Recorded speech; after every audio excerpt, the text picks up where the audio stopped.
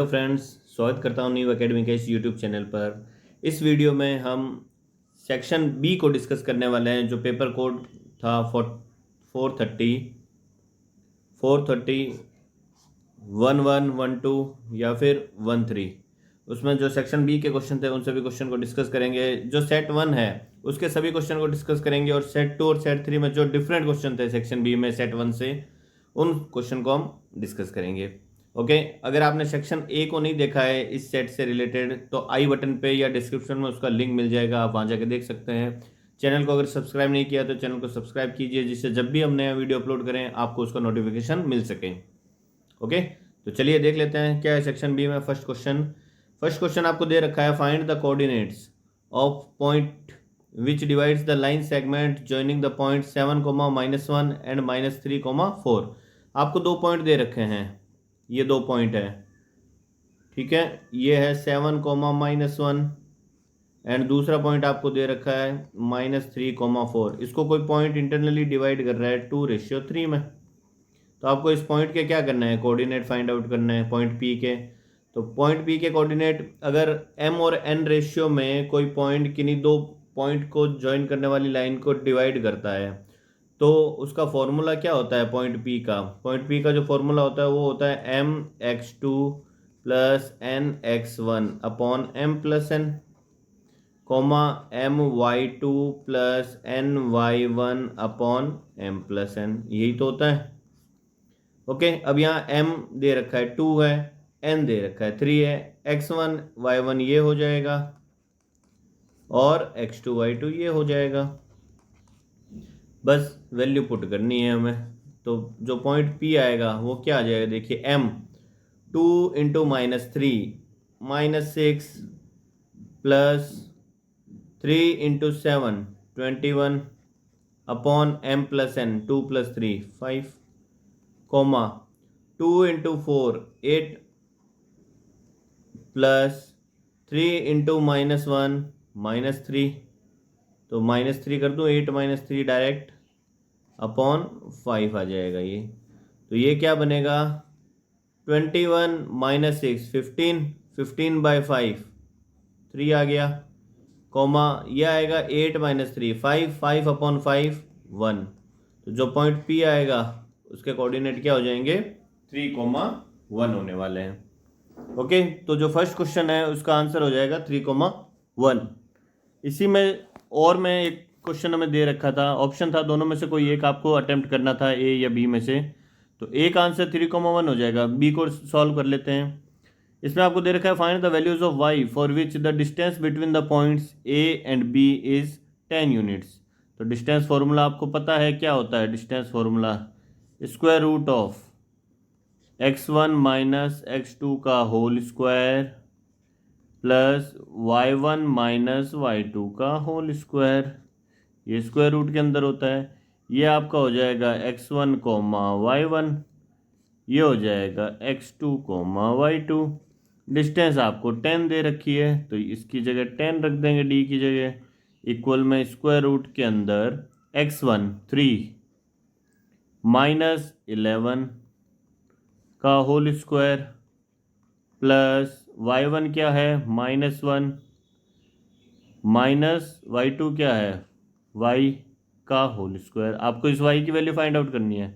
तो अगर मैं दोनों तरफ स्क्वायर करता हूँ तो ये स्क्वायर रूट हट जाएगा, यहाँ से स्क्वायरिंग बोथ साइड करोगे आप तो स्क्वायर हट जाएगा, और ये 10 का स्क्वायर कितना हो जाएगा 100 इक्वल टू 3 - 11 का होल स्क्वायर। ये -8 बनेगा यहाँ पे, और -8 का स्क्वायर होगा तो क्या हो जाएगा +64 हो जाएगा, प्लस ये क्या है -1 - y का होल स्क्वायर, -1 - y का होल स्क्वायर रह जाएगा ये। अब 64 को इस तरफ ट्रांसफ़र कर देंगे, 100 - 64 क्या हो जाएगा 36 हो जाएगा। तो इसको मैं लिख सकता हूँ 36 इक्वल टू -1 - y का होल स्क्वायर। ठीक है, दोनों तरफ स्क्वायर रूट लेंगे। स्क्वायर रूट लूँगा तो ये 36 का स्क्वायर रूट हो जाएगा इस तरफ, इसमें यहाँ स्क्वायर रूट लग जाएगा। तो ये स्क्वायर और स्क्वायर रूट दोनों एक दूसरे को कैंसिल आउट कर देंगे। 36 का स्क्वायर रूट क्या हो जाएगा +- 6 हो जाएगा। ओके, प्लस माइनस 6 आ जाएगा इक्वल टू -1 माइनस वाई। तो एक बार आप +6 यूज लोगे अगर, तो 6 इक्वल टू -1 माइनस वाई आ जाएगा। तो वाई की वैल्यू क्या हो जाएगी, वाई इक्वल टू आ जाएगा, वाई को इस तरफ लेके जाओगे प्लस का हो जाएगा, 6 को इस तरफ लेके आओगे माइनस का हो जाएगा, तो ये -7 आ जाएगा वाई की वैल्यू।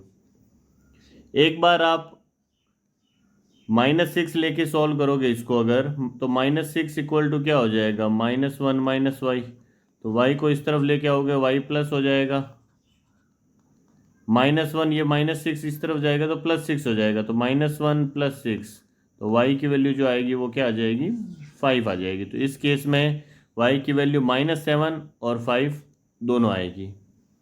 ठीक है, तो दो वैल्यूज हो जाएगी y की। ये क्वेश्चन नंबर 21 हो गया। नेक्स्ट देखते हैं क्वेश्चन 22। ट्रिग्नोमेट्री का क्वेश्चन है, डायरेक्ट वैल्यू पुट करनी है। tan स्क्वायर 60, tan 60 की वैल्यू कितनी होती है, √3। तो √3 का आपको क्या हो जाएगा, स्क्वायर हो जाएगा, -2 times cosec square 30 degree. Cosec क्या होता है, साइन का उल्टा होता है, साइन का रेसिप्रोकल ही तो होता है। तो साइन 30 की वैल्यू 1/2 होती है, तो कोसेक 30 की वैल्यू 2 हो जाएगी, 2 का square, -2 times tan square 30, tan 30 की वैल्यू कितनी होती है, 1/√3, तो 1/√3 का स्क्वायर हो जाएगा ये।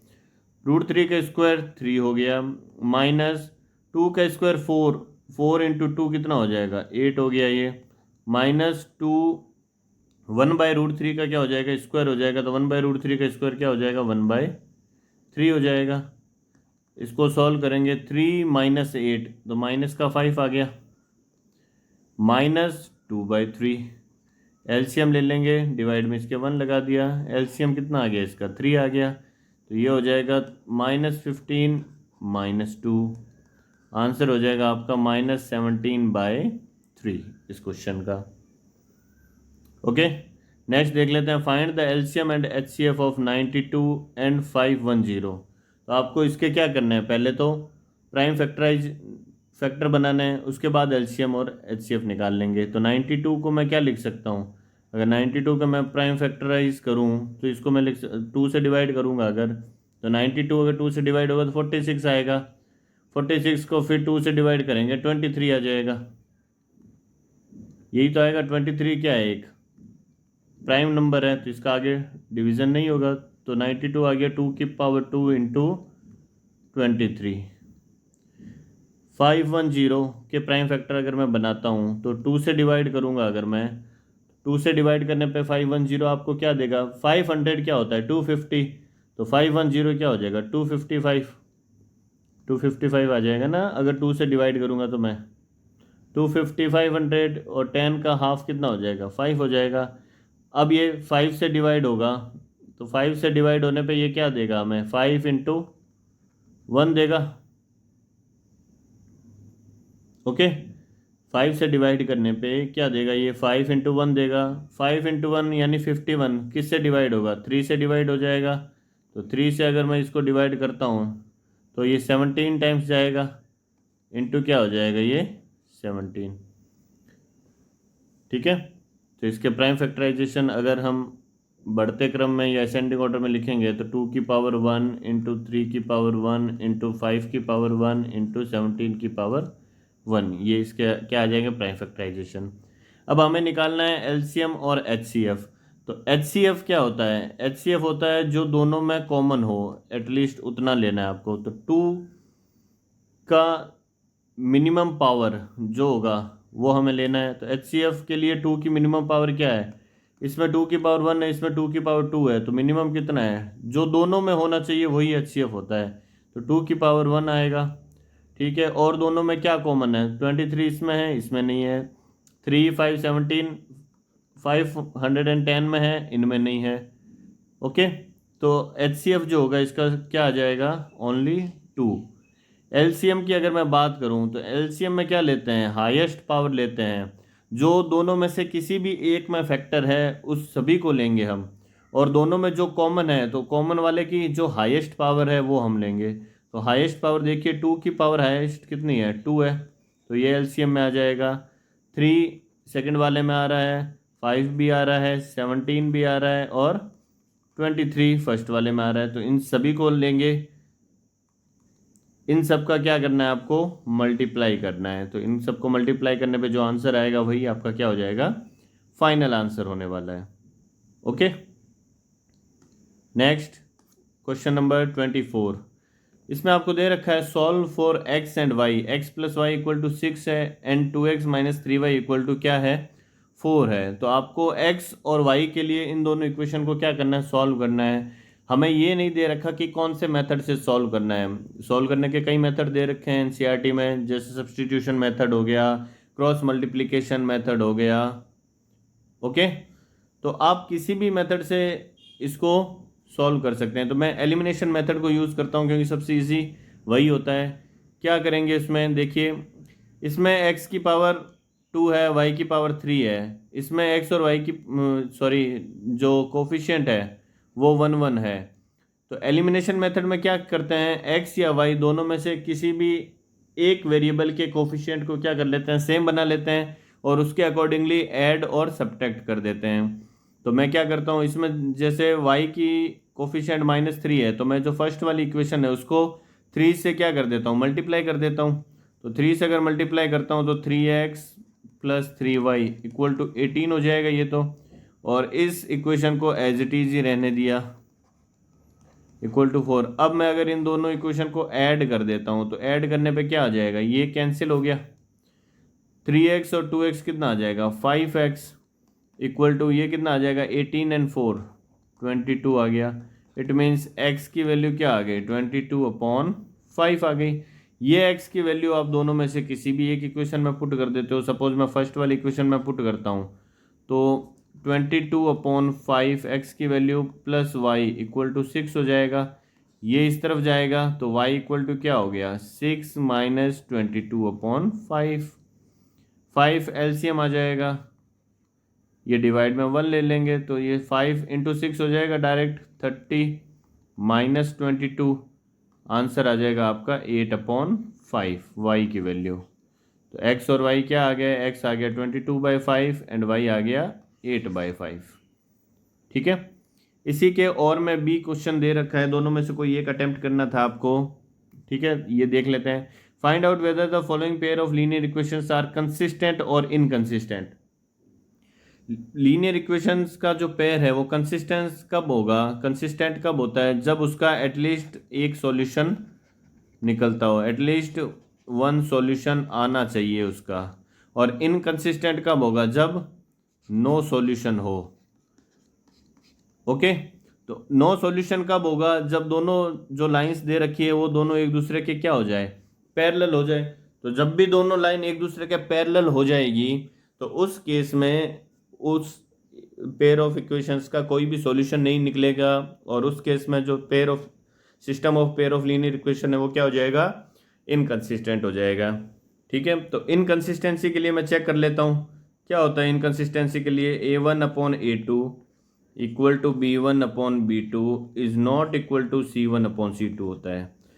तो अगर ऐसा इन दोनों इक्वेशन के लिए आ रहा है तो इनकंसिस्टेंट हो जाएगा, अगर ये नहीं आ रहा तो फिर क्या हो जाएगा, कंसिस्टेंट हो जाएगा। तो a1 कितना है इसका, a1 है 5/a2 कितना है -10, b1 कितना है -3, b2 कितना है 6 और c1 कितना है 11 और c2 कितना है, ये एक्चुअली इस तरफ में ट्रांसफ़र करके उसके बाद करते हैं ना, तो -11 और -22। तो एक चीज़ तो मुझे क्लियर दिख रही है यहाँ पे, देखिए ये आएगा माइनस का 1/2, ये भी आएगा माइनस का 1/2 और ये आ रहा है प्लस का 1/2। इट मीन्स ये दोनों एक दूसरे के इक्वल है बट ये थर्ड के इक्वल नहीं है। इट मीन्स ये जो पेयर ऑफ लीनियर इक्वेशन है ये क्या हो रहा है, इनकंसिस्टेंसी को क्या कर रहा है, डिनोट कर रहा है। इट मीन्स जो पेयर ऑफ इक्वेशन आपको दे रखा है वो क्या है, इनकंसिस्टेंट है। आपको सिर्फ ये चेक करके बताना था। ठीक है, नेक्स्ट क्वेश्चन देख लेते हैं। नेक्स्ट आपको दे रखा है इन the given figure ABC and AMP, ये एनसीईआरटी का डायरेक्ट क्वेश्चन है जो आपका 6th चैप्टर है ट्रायंगल से रिलेटेड, उसमें डायरेक्ट दे रखा है आपको एनसीईआरटी में। In the given figure ABC and AMP are two right triangles, right angle at B and M, B और M पे क्या है, राइट एंगल है, prove that A B C और ए एम पी क्या है, सिमिलर है, ये आपको प्रूव करना है। ठीक है, तो मैं अगर ट्रायंगल ए बी सी और ए एम पी की बात करता हूँ तो इन ट्रायंगल में देखिए, ट्रायंगल एंगल ए जो है वो दोनों में क्या है, कॉमन है। दोनों ट्रायंगल में एंगल ए जो है वो कॉमन है। Angle B equal to angle M, ये क्या है, राइट एंगल है। ठीक है, तो ये दोनों अगर एंगल, दो एंगल अगर कॉमन आ रहे हैं तो थर्ड एंगल भी क्या होगा, बराबर होगा। दो एंगल अगर बराबर हो रहे हैं तो ट्रायंगल का थर्ड एंगल भी क्या होता है, बराबर हो रहा है। तो यहाँ आप एंगल क्राइटेरिया से क्या बोल सकते हो, ये दोनों ट्रायंगल, जो ट्रायंगल ए बी सी है, सिमिलर होगा ट्रायंगल ए एम पी के बाय एंगल क्राइटेरिया। ओके, तो ये इसका क्या हो जाएगा, आंसर हो जाएगा। तो ये जो सेट 1 के सेक्शन बी के क्वेश्चन थे उनको हमने डिस्कस किया। अब सेट 2 और सेट 3 में एक क्वेश्चन अलग था, तो वो जो अलग क्वेश्चन थे वो हम देख लेते हैं। इसमें क्वेश्चन में दे रखा है, ट्रिग्नोमेट्री का क्वेश्चन है, डायरेक्ट वैल्यू को पुट करना है। तो 2 टाइम्स साइन स्क्वायर 45, साइन 45 कितना होता है, 1/√2।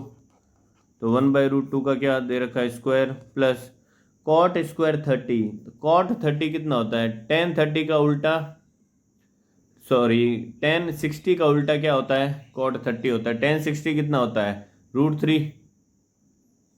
तो कॉट 30 भी कितना हो जाएगा, √3 का whole square, minus 6 times cos square 45। Cos 45 जितना साइन 45 होता है 1/√2, तो ये 1/√2 का स्क्वायर हो गया, माइनस tan 30 कितना होता है, 1/√3, 1/√3 का होल स्क्वायर हो गया। डायरेक्ट वैल्यू पुट करनी थी, अब इसको सॉल्व कर लेते हैं। 1/√2 का स्क्वायर 1/2 प्लस √3 का स्क्वायर 3 माइनस 6 टाइम्स 1/√2 का स्क्वायर 1/2 माइनस 1/√3 का स्क्वायर 1/3। 2 टाइम्स 2 एलसीएम ले लिया तो ये क्या आ गया, 1 + 3 × 2 = 6 माइनस 6 एलसीएम आ गया यहाँ 2 और 3 का, तो ये आ गया 3 - 2। फर्दर सॉल्व करेंगे इसको, 6 और 1 कितना हो गया, 7। ये 2 और ये 2 कैंसिल हो गया, तो 7 माइनस ये 6 और 6 क्या हो गया, कैंसिल हो गया। तो 3 - 2 कितना आ गया, 1 आ गया। तो 7 - 1 क्या हो जाएगा, आंसर इसका 6 आ जाएगा। ओके, तो ये सेट बी का, सेट सेकंड का जो डिफरेंट क्वेश्चन था सेट 1 से वो था। ये सेट 3 में जो डिफरेंट क्वेश्चन था सेक्शन बी में, ये भी ट्रिग्नोमेट्री का ही क्वेश्चन है, डायरेक्ट वैल्यू पुट करना है। 3/2 tan स्क्वायर 30, tan 30 कितना होता है, 1/√3, तो 1/√3 का square minus 2 times cos square 90, cos 90 कितना होता है, 0, तो 0 का square minus 1/2 cosec square 30, sine 30 कितना होता है, 1/2, तो कोसेक क्या हो गया, उसका रेसिप्रोकल मीन्स 2, तो ये हो गया 2 का स्क्वायर। 3/2 इंटू 1/√3 का स्क्वायर 1/3 माइनस 2 इंटू 0, ये 0 हो गया, माइनस 1/2 इंटू 2 का स्क्वायर 4, तो ये इसको कैंसिल कर देगा। 2 टाइम्स 3 से 3 कैंसिल हो गया, मीन्स आपके पास में क्या आ गया, 1/2 माइनस 2 एलसीएम आ गया, 1 - 4, 1 - 4 कितना हो जाएगा, -3/2, ये इसका क्या आ जाएगा, आंसर आ जाएगा। ठीक है, तो this is something about section B of paper code 431, 1, 2 and 3। Okay, इससे पहले का अगर आपने सेक्शन नहीं देखा है सेक्शन ए, तो उसका लिंक आई बटन पे मिल जाएगा, आपको जाके देख सकते हो। सेक्शन बी में बस इतना ही, नेक्स्ट वीडियोस में हम बाकी के जो सेक्शन हैं उनको डिस्कस करने वाले हैं। ठीक है, तो जल्दी मिलते हैं, तब तक के लिए bye bye and take care.